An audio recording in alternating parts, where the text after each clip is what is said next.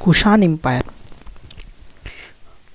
Why do Kushan Empire in India was so important? And we call it as a Central Asian Empire also. That it is called as Central Asian Empire also. Okay, the Parthians, I have already talked about that Parthians, Vikramaditya title and Shakas and all. In my lecture I have uploaded on this. Go to my channel, search for it, you can also watch it there. So after this is Kushans. So Parthians were also followed by Kushans. That after Parthians were followed by Kushans, who are also called as Yuchis or Tocharians, who are, maybe it is pronounced as this, Yuchis or Tocharians. The Tocharians were considered to be the same as Scythian. Okay, and the Kushans were one of the 5 clans into the Yuchi tribe was divided. Okay, so Scythians were removed by that Vikramaditya, who took the title of, he was the king of Ujjain. I've talked about it. Go to that video and watch it.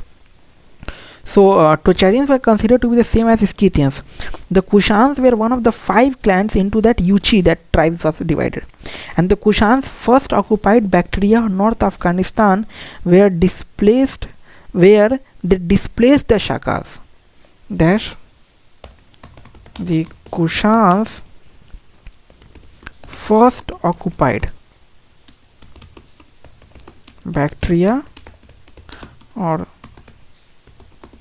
North Afghanistan, where they displaced the Shakas. They seized the Gandhar, the name of an ancient kingdom, that Mahajanpada, that located modern day Pakistan and part of Afghanistan, by crossing the Hindu Kush. They seized Gandhar by crossing the Hindu Kush. Hindu Kush was also one of the main reasons for invasion in India, and replacing the rule of the Greeks and the Parthians in these areas. They eventually started their authority over the lower Indus basin and the greater part of the Gangetic basin. They eventually, they replaced the rule of the Greeks and the Parthians, and they eventually established their authority over the lower Indus basin and the greater part of the Gangetic basin, and they extended the empire from Oxus to the Ganges, from Khorasan in the Central Asia to the Patliputra in Bihar, and a substantial part of the Central Asia now included in the Commonwealth of independent states, a portion of Iran, a portion of Afghanistan, almost the whole Pakistan, and almost the whole of North India were brought under one rule of Kushans. Okay, so what were the dynasty of Kushans? There were 2 successive dynasties.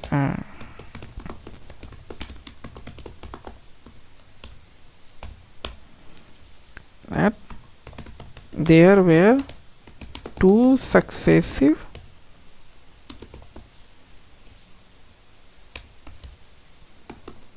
dynasties of Kushans. The first was founded by a house of chiefs who were called Kadphises and who ruled for 28 years from about 50 AD under two kings. Note one thing, we should write AD after, but I have a habit of writing AD. After AD you have to write number, and if you are writing BC, then 50 BC you can write, like before BC. So under two kings, the first was under two kings,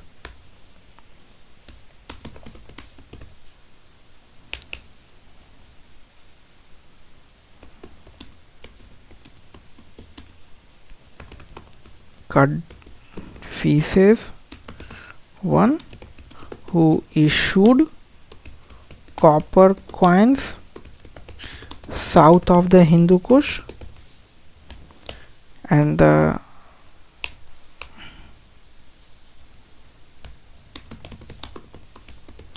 second king was Cadphises II,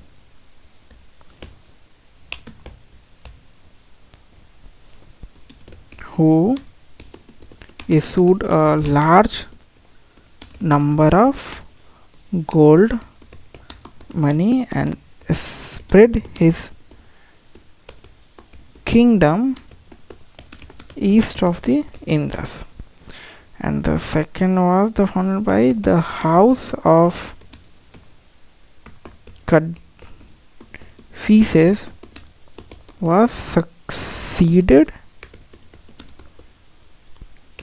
by that of Kanishka.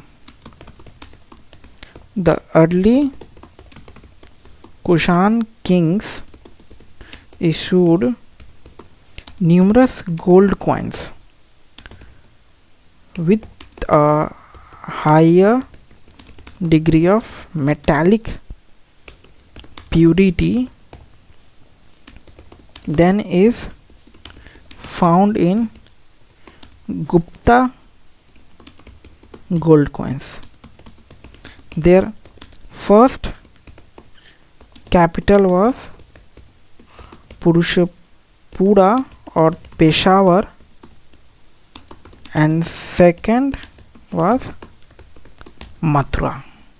Okay, so there are two successive dynasties of Kushans. The first was founded by the chief of Cadphises, and in this were two kings also, Cadphises I and Cadphises II, and the similar was that Cadphises were succeeded by the two that succeeded by Kanishk, and there were Cadphises I was issuing the coin of copper coins, and Cadphises II were issuing the coin of gold coin, and Kanishk also issued the early Kushan kings issued that these Kushan kings were issued numerous gold coins with a higher degree of metallic purity than the Gupta period. So what was the reason of Kanishk known in the history? So reason for Kanishk in history. Okay,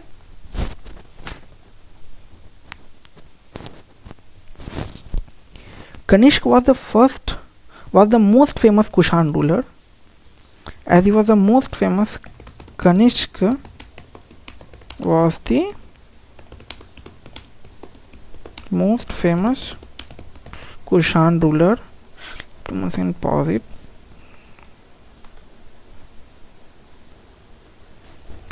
Was the most famous Kushan ruler.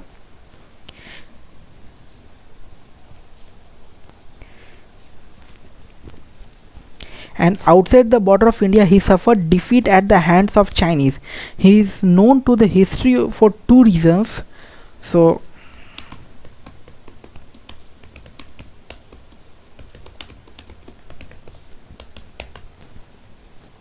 that he started an era in AD 78, which is now known as the Shaka era, and is used by the government of India also. Kanishk extended his whole-hearted patronage to Buddhism and he held a Buddhist council in Kashmir where the doctrines of the Mahayana form of Buddhism were finalized, and Kanishka's successor continued to rule in northwestern India till about 230 AD. That AD should be after 230 should be written after 230 after AD. So what are the importance of the Indo secession in our history? So after we will talk about that Indo secession, so we will talk it for the separate part. Now we'll take the topic that the advancement done in the structure of pottery during the Shaka and the Kushan phase. Advancement done during the Shaka and Kushan phase, where in the structure and pottery. So the Shaka Kushan phase saw a distinctive advance in the building activities. Distinctive advance in the building activities. And excavation have revealed several layers of construction, sometimes over half a dozen at various sites in the North India. They were use of burnt bricks of flooring and the tiles for both flooring and roofing. Like they used burnt bricks and tiles for flooring and roofing. So they were using tiles for the ceiling, and also the characteristics pottery is redware. Pottery where redware both plain and polished with medium to fine fabric. Now the ingredients added by the Shakas and Kushans in the Indian culture, what they have influenced, what they have given in the Indian culture. So as the Shakas and Kushans did not have their own script, written language or organized religion, so they adopted the components of Indian culture only. They introduced the better cavalry. They introduced the better cavalry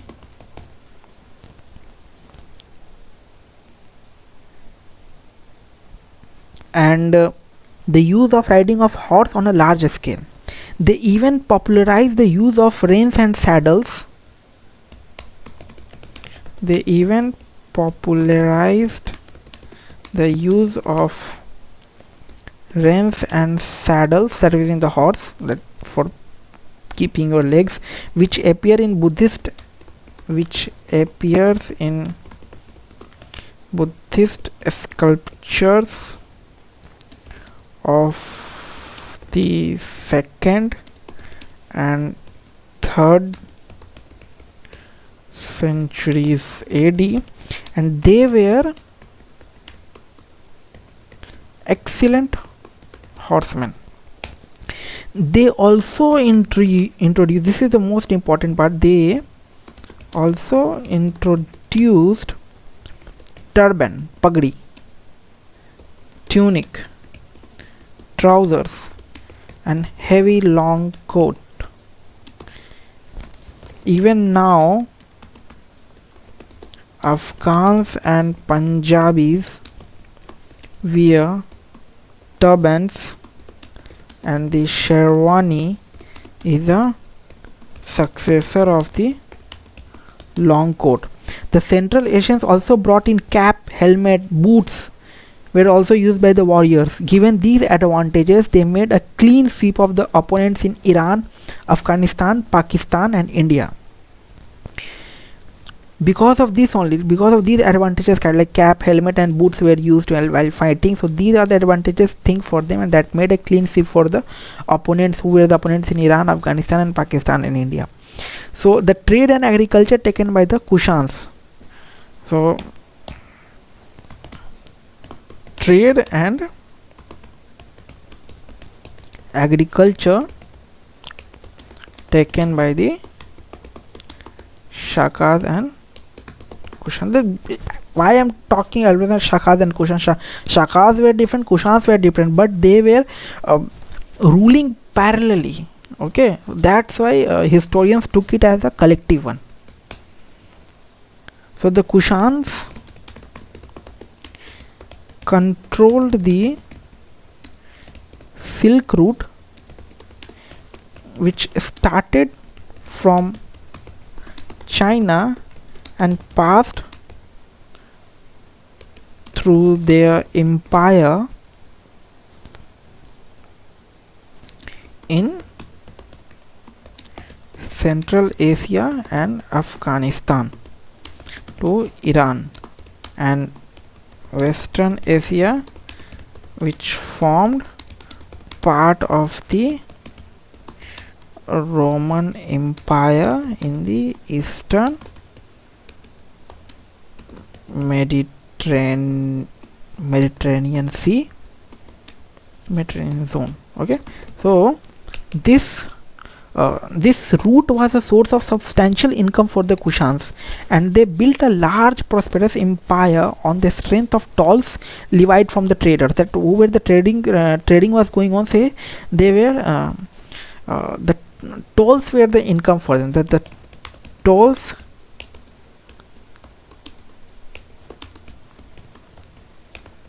collected from the traders was one of the important source of income. And it is significant that the Kushans were the first ruler in India to issue gold coins on a wide scale. So, like it mentions, the Kushans were the first one to issue gold coin on large number. Okay, so the Kushans also promoted agriculture. The earliest archaeological traces of large-scale irrigation in Pakistan, Afghanistan, and Western Central Asia dates to the Kushan period. Okay, so the titles accompanied by the Kushan kings, and how is it different from other titles of the king? So what were the titles taken by the Kushan's king? We'll take like titles accompanied by the Kushan kings. So the Kushan king adopted the pompous title of King of Kings. That adopted pompous title of King of King. Okay, which indicated that they collected tributes from numerous small princes. The Shakas and the Kushans strengthened the idea of divine origin of kinship, that male will be the head of the family. Okay, so Ashoka also called himself dear to the court. So like I said it wrong. I have prepared lots of videos, so that's why it's confused. So the Shakas and Kushans strengthen the idea of divine origin of kinship. That means they're relating the blood relations, that no male patronage here, no, there is no such concept. So Ashoka called himself dear to the gods, but the Kushan kings called themselves sons of God. That the Shakas and Kushans strengthened the idea of divine origin of kinship, that is blood relation. Okay, so Ashoka called himself, the difference that here is Ashoka called himself that dear to the gods, but the Kushan kings called themselves sons of God. Okay, so this title was adopted from the Chinese, who called their king the son of heaven. It was adopted from the Chinese that they were calling the king as the son of heaven, and it was naturally used in India to legitimize the royal authority. And the Brahminical lawmaker Manu asks people to respect the king even if he is a child, because he is a great god ruling in the form of human being. That the Brahmanical lawmaker Manu asks people to respect the king, that respect those king even if he is a child, because he is a great god ruling in the form of a human being. Okay,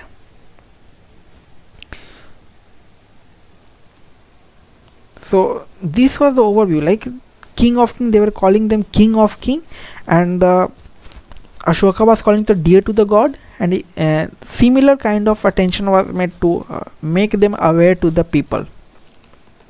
Okay, so that's it.